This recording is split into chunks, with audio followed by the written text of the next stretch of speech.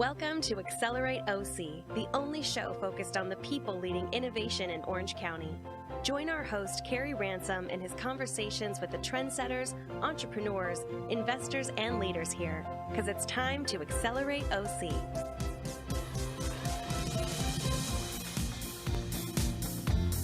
I'm Kerry Ransom, and thanks always to our engineer, Paul, for making me and my guests sound so good.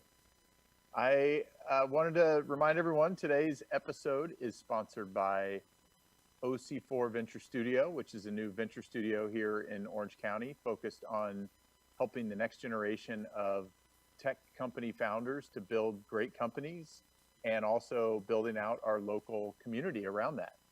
So if you're interested in working with or starting a great company here in Orange County, want some help, or want to be part of that community, you can go to oc4v.com to learn more. I am really excited. We're going beyond Accelerate OC today to what I would say is Accelerate SoCal today. And so I'm excited to have Ben Kuo on today. And before we get to hear from Ben and we get to hear about all the amazing evangelism and work he has done for quite a long time in the SoCal startup and tech and innovation community, I just want to give the audience a little bit of introduction to Ben. So he is the founder of SoCalTech, and many of you are probably subscribers to SoCalTech. And it's a company here in LA area and SoCal that provides a lot of the news and interviews and tracking of venture capital and deal activity. And SoCalTech has been really a key cornerstone of the region for certainly as long as I've been here. So I've been here almost 20 years, and he started even before I got here. But he has been a cornerstone of information on what's going on here for those that really want to know. And so I really consider Ben, I kind of call him the tip of the spear of all things startup, tech, investor news. And, you know, I feel fortunate. He was actually one of the first people in that community that I met when I got here back in 2002. And so it's amazing now looking back that how long we've actually known each other. And so he's been doing it for a long time. And before that, he really lived that. He was a product manager. He was an engineer for a storage area network company called Troika Networks. And I want to spend a little bit of time today because he also started a company called Real Eats, realeats.com, that he started and ultimately sold, did it well before Yelp ever existed as well. So we'll talk a little bit about some learnings that he got from that experience. He is a graduate from USC, so I won't totally hold it against him being a Bruin, as you all know. But he is born and bred here in the SoCal region. He through and through is SoCalTech. And whenever I think about what's happened and is happening in the region, he is the first person that comes to mind. And I am so excited to have him on Accelerate OC today. Ben, thanks for joining me. Yeah, thanks for having me, for sure. Absolutely. So let's get to sort of the pressing news, of the day. And what are you hearing from the community? You have so much reach into this SoCal startup community. What are you hearing from the community when you think about this current crisis in COVID-19? Yeah, it is definitely an interesting situation we're in. I think we're kind of in the what's going on mode in terms of, where are we? What do we do? I think the shock of the change in the environment hasn't sunk in yet. I talked to a lot of investors, and it is sort out your portfolio time and figure out how to survive. Sure. And that is it. I would say, having seen ups and downs, this is probably the most abrupt I've seen. Oh, sure. The closest I could compare it to would be 9/11 and the same impact there. So it's definitely a very interesting, challenging environment. Sure. So I was going to say, you and I both been around a while. We're not, fresh out of school, and this is our first real economic crisis. I think a lot of people are really questioning now and saying, hey, for a lot of millennials, this might be their first one. It'll be interesting to see how they react to it. But what do you, as prognosticating, this one's complicated on so many levels. I mean, you see a stock market that's, I think for most people, way higher than most of us would expect, given what we feel like is happening. You see consumers out of jobs at levels we've never seen in our lifetime. And so it's really hard to navigate it. I mean, what do you see over the next 12 to 18 months as you just think about the data points that you're oriented to? Yeah, I think there's an opportunity and a threat here. The investors I talk to, and everyone who's been through this, and ups or downs before, knows that the companies that come out of crises are the ones that are the strongest in the end. So it's kind of like in a high flying market, anybody can have a company that seems to do well and they can sell. But when you've got a bad market, only the best companies survive. And the question is going to be, what is it going to take for companies to survive? But if they do survive, you're going to have to guess that they're going to do very well. And through all the last few ups and downs, through 2008, the last, I think, big downturn, every company that came out of there that was venture backed or even not venture backed and survived, thrived very well. The bad thing about the market is it wipes so many companies out, and this is going to be brutal. However, if you look at all the past history, the companies that do survive out of it tend to be like the market winners. What happens is all the competitors get swept out, right? So you had 10 companies doing online pet supply or what it was, whatever it was during the .com era, and then one is able to survive, and all of a sudden they have all the business. And so that's the opportunity. I mean, who's going to win? I don't know, but definitely that's the capability. The other thing is, it's clear there's some things that are happening now where technology is going to, get us through this. And I think everyone knows about Zoom. We're sitting here on Zoom right now. But there's a lot of people who tell me, you know what, we have not gotten so many calls for internet access equipment, for cloud services and all that. So yeah, this is no mistaking it's going to be ugly. In fact, if we are not close to Great Depression level, issues by now, I think the unemployment numbers probably went up by another 5 million people this week or whatever it is.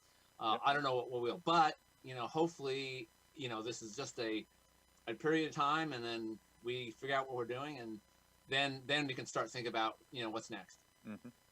Yeah, I think I'm going to go specifically. I mean, I think you're absolutely right on the fewer winners, but stronger ones who do win.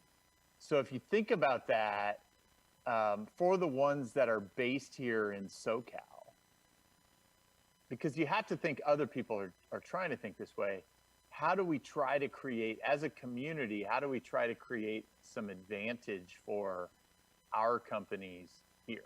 Because this is, I mean, there was so much, and I want to talk about the ebbs and flows that you've seen in the SoCal tech community, but I feel like we were really at kind of peak excitement and energy level here in SoCal. So before we get to that, any thoughts on things you feel like we as a community should be trying to think about to make sure, if there are 5 players in a market, one of them happens to be here, that we try to make sure ours here wins?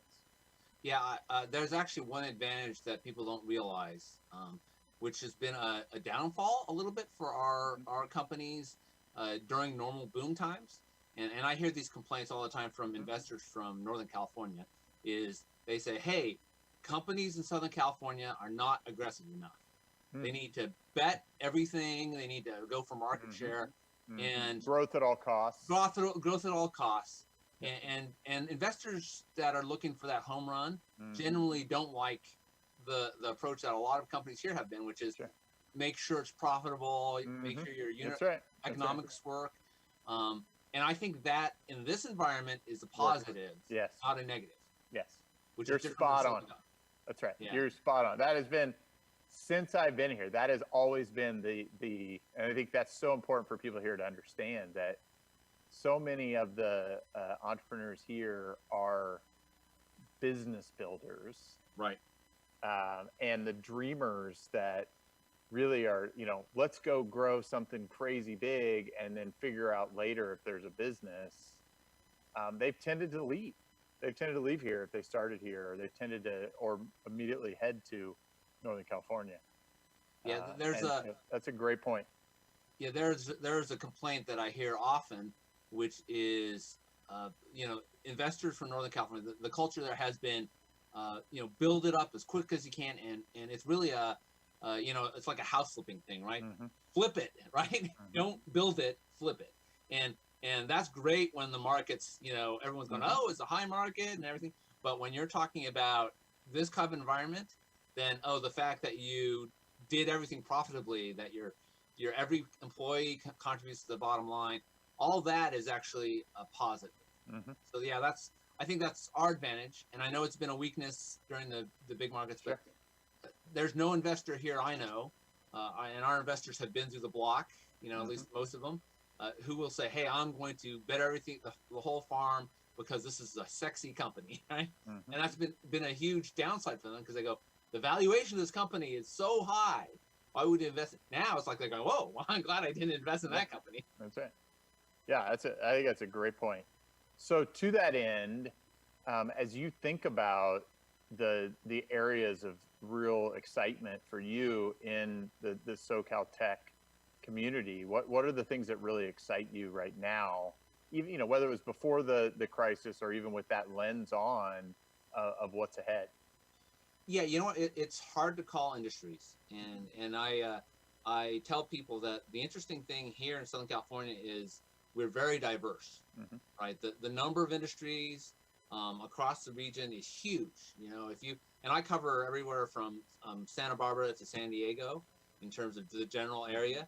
And one year, it'll be internet advertising. The next year, it'll be clean tech. The next year, it'll be biotech. The next year, it's insane how many different industries are part of our tech industry here. Mm-hmm. Even in the last few years, all of a sudden, aerospace. I would say right? Space has made a huge push here. Yeah, and the whole time, all those space companies have been building up. People go, oh, it's going to be entertainment companies.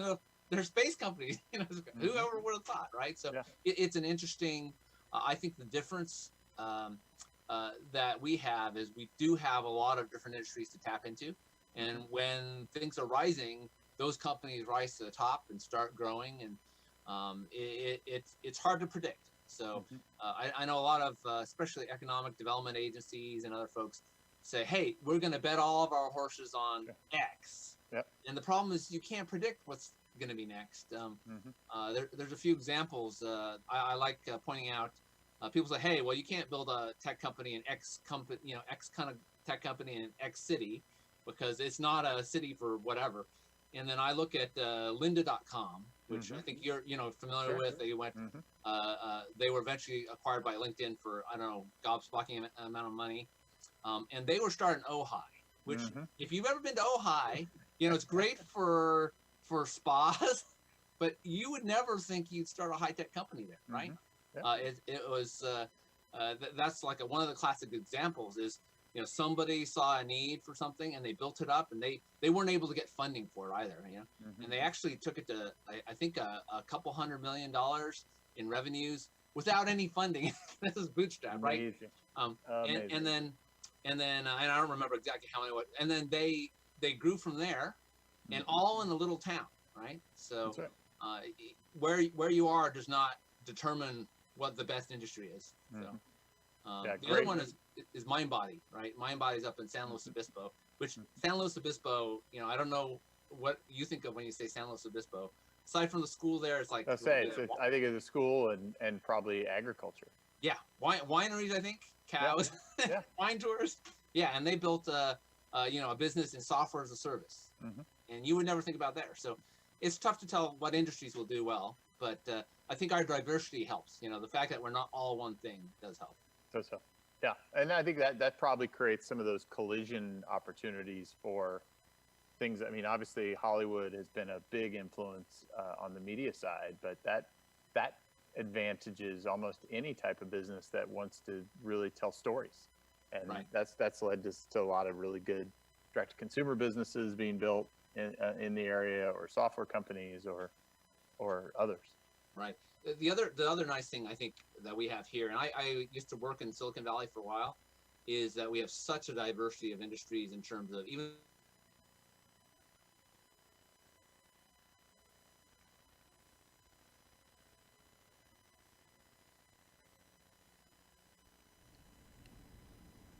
Did he freeze up there? Did his internet I freeze? think so.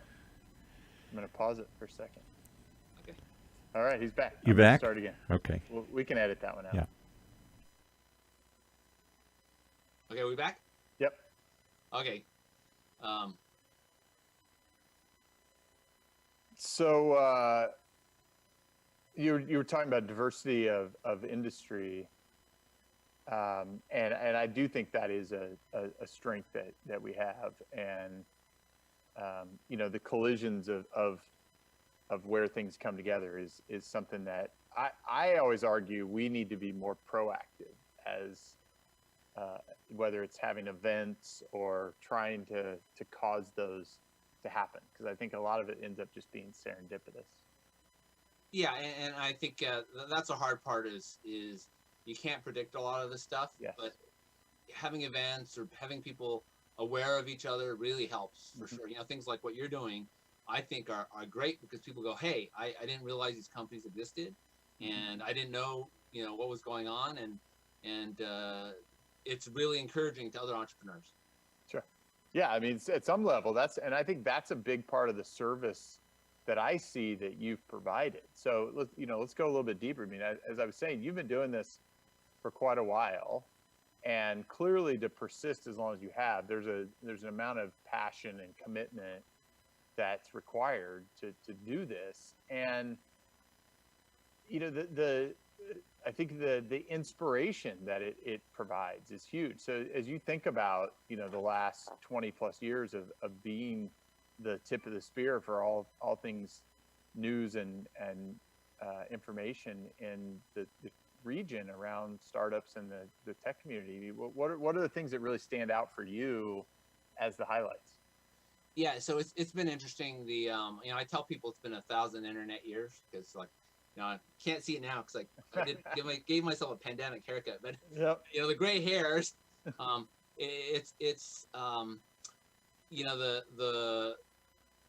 has been just an interesting journey. Now, I don't know if I ever told you, part of the reason I started SoCalTech was because, whenever I started, 20 some years ago, I was reading in the LA Times about how Southern California had no high-tech industry. Like, it was, the worst. You never want to invest here. And then they had an article that said Broadcom, the Silicon Valley company, is doing great. And of course, Broadcom in Orange County. Yeah, exactly. It's right there, people. and so I said, that's part of the reason I started the whole newsletter. And it was, and it does take a lot of, just interest and passion in the area, because I told you this before, but if I was smart, I wouldn't be doing something covering SoCal. I was, I'm going to go Silicon Valley and build this company up and sell it, which people have done. And I've done it because maybe it's stupid on my part, but I kind of feel like I have a responsibility for the community, and helping to bring everyone together and letting people know what's going on, for sure. Sure. So. Well, and I mean, you have, you've lived it. I mean, one of the things that I was curious about, when people have a startup here now, how often do you feel like they're coming to you as one of the primary places to release news? Because I feel like you have been that for, I know for sure I've come to you in many cases to say, hey, we got something exciting happening here. So I know I'm not the only one. Yeah.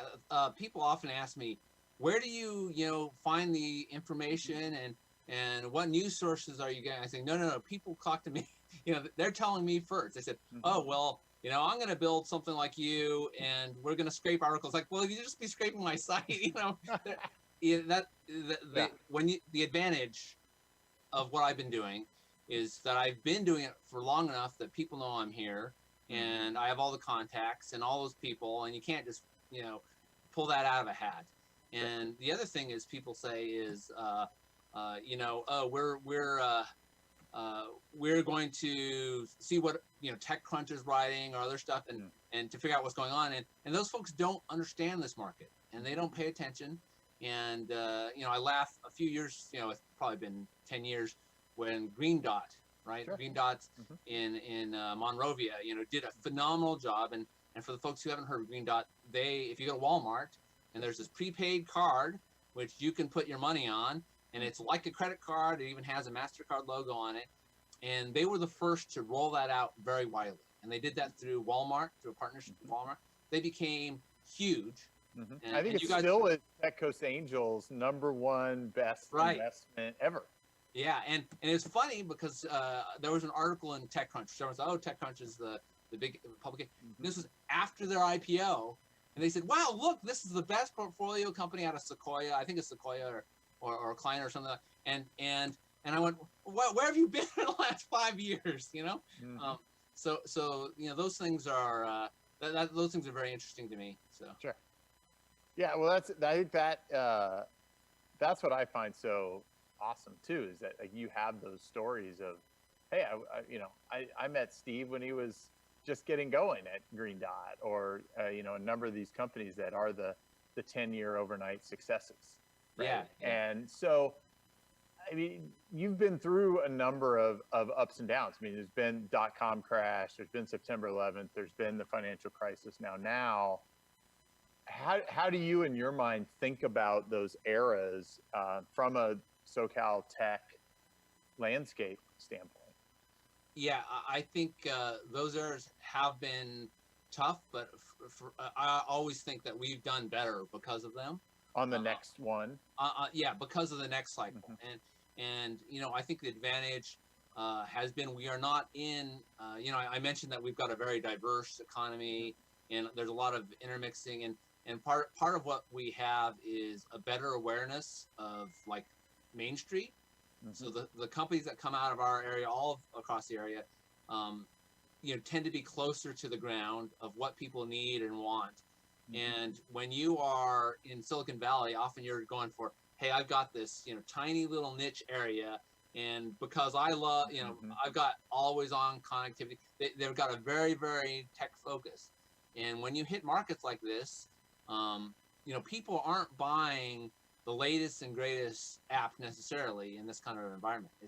It's I like to tell people, and you hear this from the serial entrepreneurs as well, is in a bad environment, people are not buying vitamins, they're buying aspirin, right? If you have a pain, you will pay anything for the pain, but you are not going to pay for the floofy, fun stuff, right? And that's what we're going into now. And we've understood that over the years, I think. That's why we have so many companies that have done well, even through all those, the .com and the 9/11 and the downturns.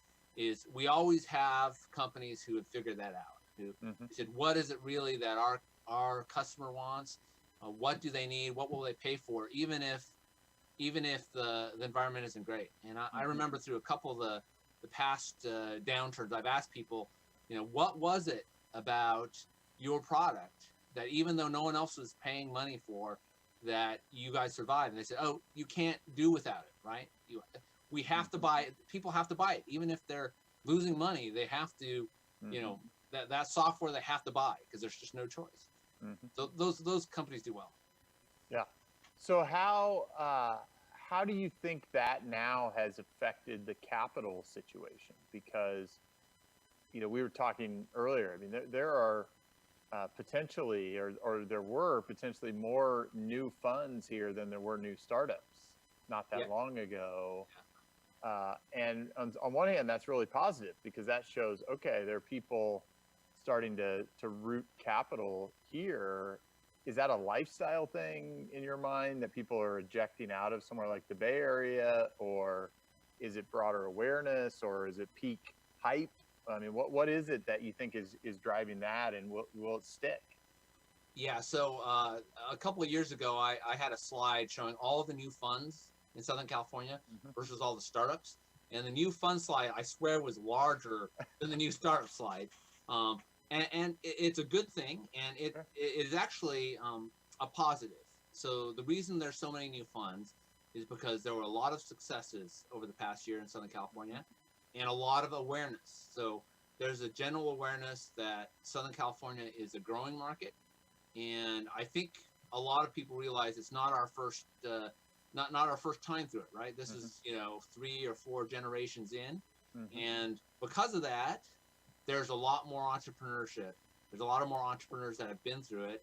There's a lot more opportunity, and some of it's driven by valuation, of course, because Silicon Valley, these investors would be fighting tooth and nail for a piece of a hot company. And down here, that doesn't happen, right? You have a company and they go, oh, we have these 2 or 3, 4 investors, and they don't have 12 investors, knocking down the doors and pushing the valuation up. And even if you have a phenomenal company, if the valuation is completely out of here, no one's going to make money. And so, that's been an advantage for us. Now, where are we today? I think that capital has not all been deployed. All the investors I talk to have a lot of what they call dry powder. They've been looking at investments, and for good or bad, it's been very expensive. So we talked about valuations. The last year, the private markets follow the stock market. The stock market's been at an all-time high, and so have been the private valuations. So our investors have been saying, oh, we have, $50 million to go invest, but man, do we want to pay that much? And so some of that hasn't been deployed yet, and quite a bit of it, and there's a potential. Now, the downside is nobody's writing checks right now, not new checks, right? They may be writing checks to current companies, but everyone's going, what is going on, right? And until that resolves, I don't think there's going to be a lot of new checks. There's going to be carry-on deals, people who are talking, stuff that was, halfway done. That'll close for the next, month or 2. But a lot of the new stuff's not happening. And that's because the investors are going, wait a second, Well, it's just hard. I think it's really hard to see just how short or long this is going to be, right? I mean, if you look at 5 million more people applying for unemployment and you go, I can't even comprehend how deep this is. And by the way, consumers are 2/3 of our economy. Right. Well, that's a significant number. If my business is at all in anywhere in the chain, which I would say almost every business has consumer somewhere in the value chain, it's concerning for sure, because it's just hard to tell. Like, are all these people going to go back to work, or it's where are they going to go back to work? It's unprecedented for sure. And I tell people that we haven't gone through this since 1918, right? And that was the Spanish influenza. Yep. And so we haven't been prepared.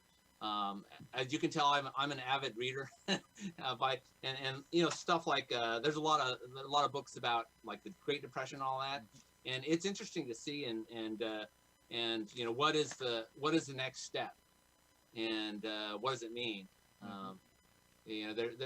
That's no one knows the answer, but whoever does figure it out, I think will maybe do well. We'll do well for sure. Yeah. For sure. And I'm not convinced that everybody can go work for Amazon and Walmart and Google. I mean, there are some big monopolies that have developed that I don't know that enough people have a sense of in the last 15 or so years, that are sort of strengthening under this environment too. And that's a little troubling, I'll be honest, because I do think a more fluid environment tends to create a little more stability. Yeah. I think it's definitely throwing some wrenches into the whole game. Look at the companies that have been rising. Airbnb, Uber. What does this do to them, right? Yeah, I mean, exactly. Think about how different the world is. Amazon's benefiting now, but like you said, what does that mean for everyone else, right? That's right. So let's I mean, I think it's timely. I was mentioning earlier your startup that you did many years ago, Real Eats. Obviously the restaurant industry, and I think that's one of the big industries in Southern California.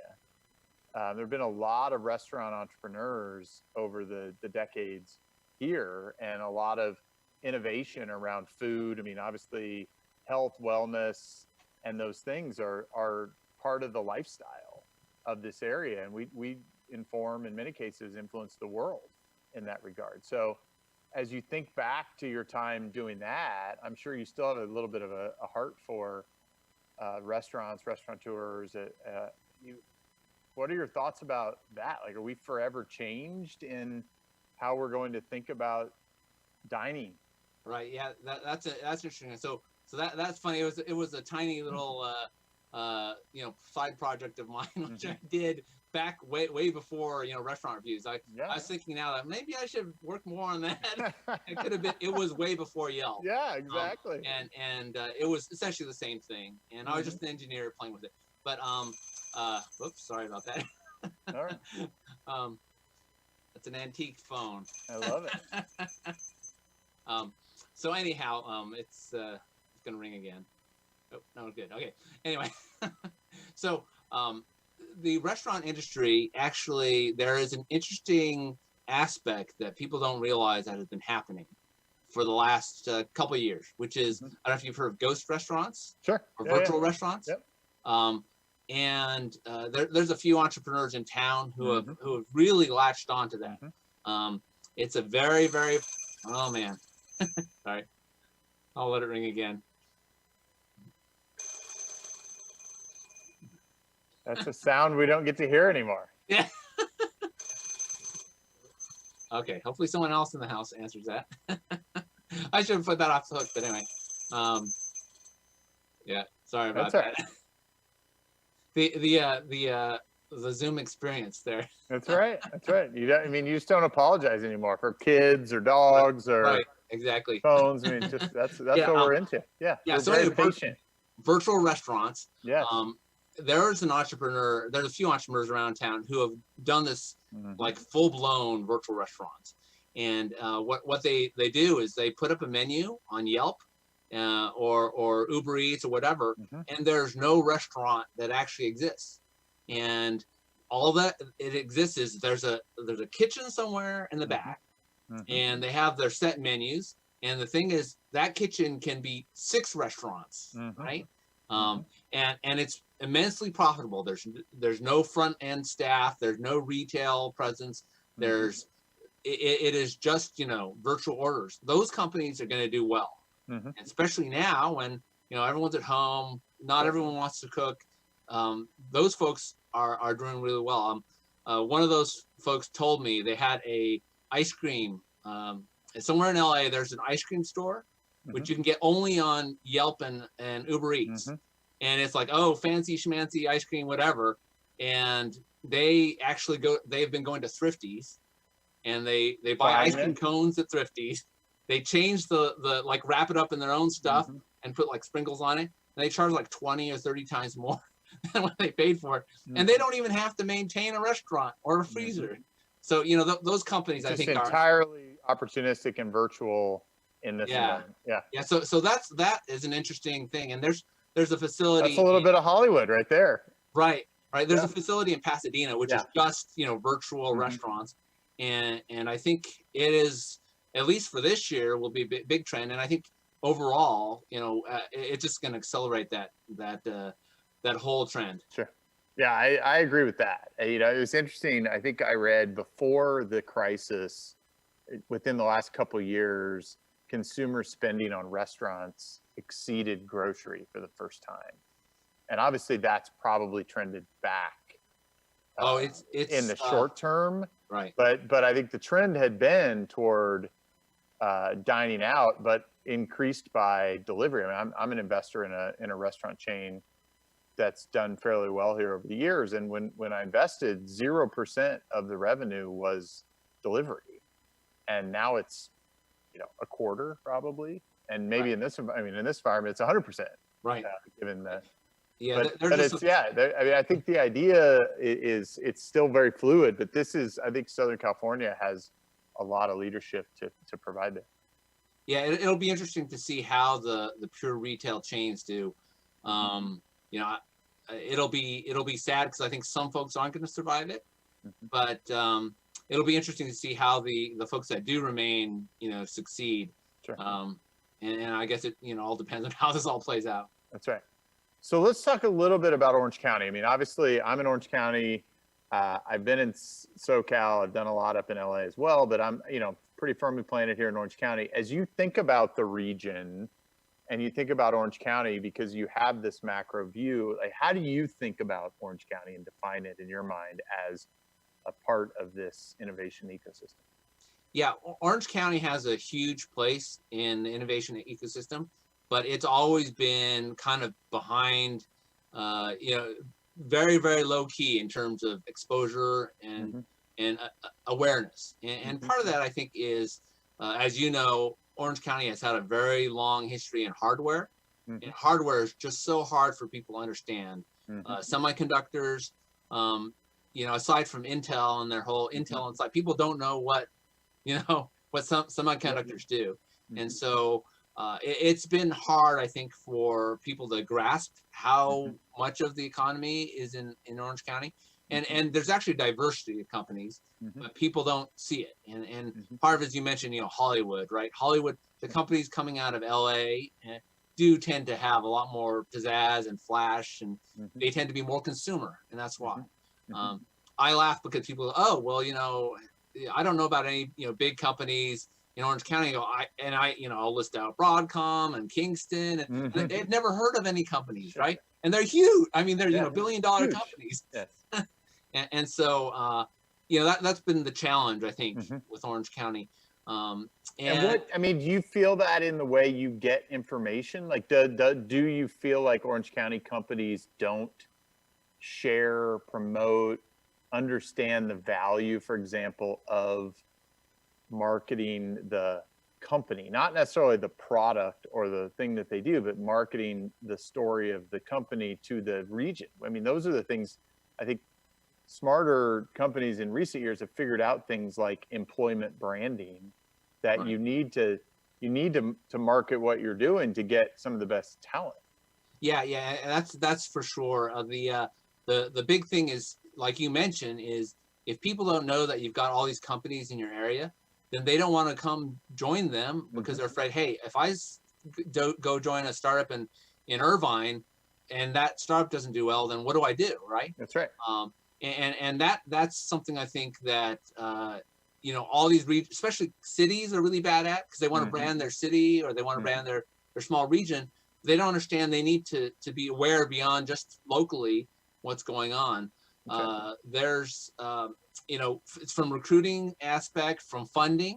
So if you talk to investors, if they don't understand that your whole region is strong, then you don't get them to invest. Sure. And so that's why I started SoCalTech, and I cover a huge swath, right?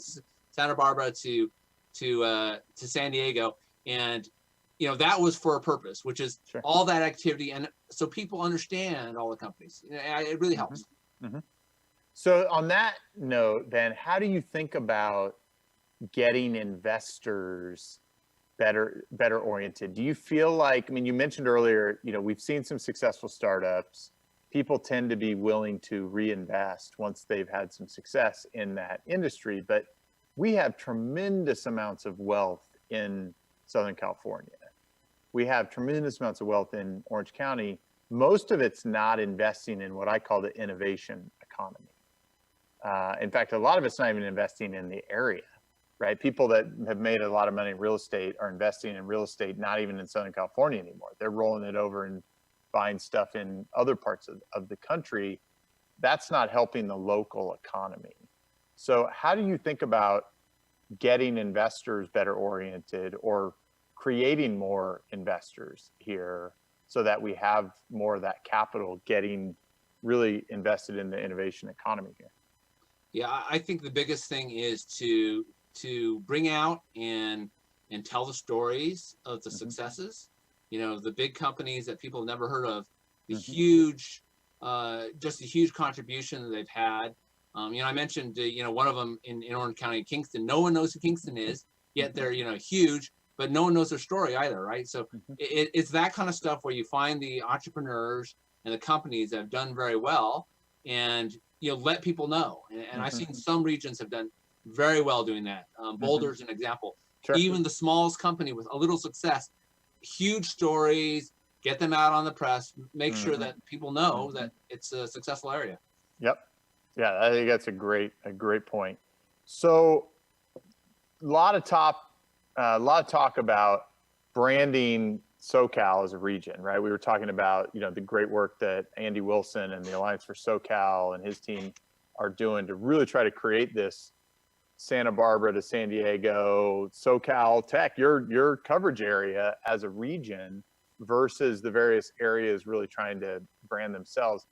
You've been doing this for a long time. How do you think about the best strategy, or what strategy you think we should be taking?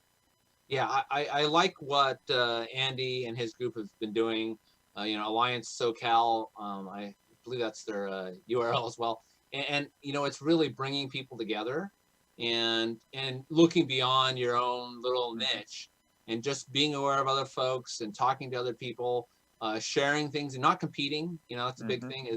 It's not San Diego versus Orange County versus LA. It's no. How can we make all the area grow? And that is something I think that especially the government agencies have to understand. It's not a who gets the big employers. Like, how can we all get more big employers or encourage more startups in general? It's not a win-lose situation. It's a win-win situation. And I don't know what the answer to that is, but I do think bringing everyone together as a broader community is important. So we're getting down to time here. Paul's giving me some time sign. I want to know, I don't think I've ever asked you this. Do you have a favorite company that you've ever covered in all your history of SoCalTech? You know what? I don't know if there's a favorite company. Or a favorite entrepreneur, or right. just like a story that you just, you go, that one was just amazing. Well, there's been one that I was actually quite interested in a few years ago, which is Y Lighting. Have you heard of Y Lighting? Y Lighting was a startup which sold commercial lighting. So like in your office or in a restaurant. And all they did was online orders. And they did hundreds of millions of dollars. I think they sold to somebody. And it turned out it was a couple of guys. And that was it. They outsourced everything. They had a call chain and they wrote software, and it was just an interesting thing. It's like, what, you built this giant company and it was just you guys? And it was just fascinating to me. Sure. So yeah, it just shows that there's so many different ways to create a business, right, and find that place where you can differentiate, right? Yeah, and every startup to me is fascinating. That's why I do this anyway. It's nothing better than talking to entrepreneurs, and it's something new every week, which is just I love that. Someone figuring out a new business and how to make it work and succeeding, and some not succeeding, but then the next one they have is even more successful. That's right.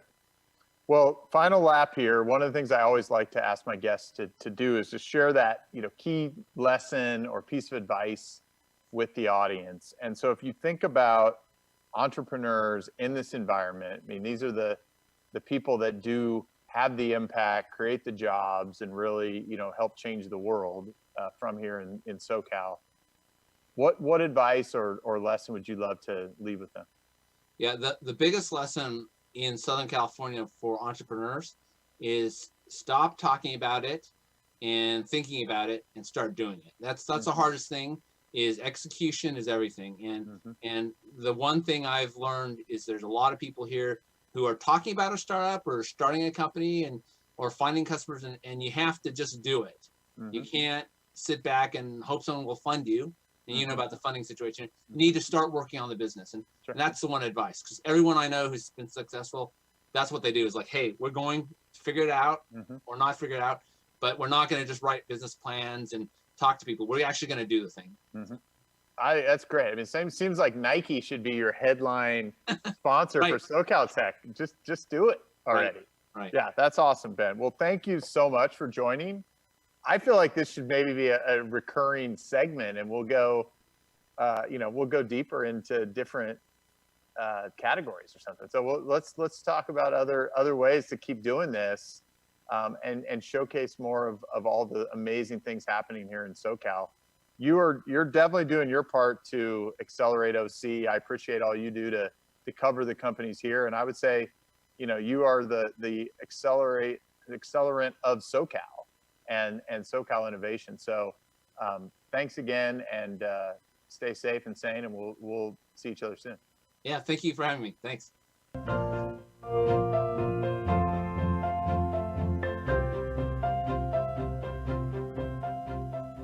You've just listened to Accelerate OC. Join our live recordings every Tuesday morning at accelerateoc.com, or listen, like, and share anytime from your favorite podcast spot. Let's accelerate OC together.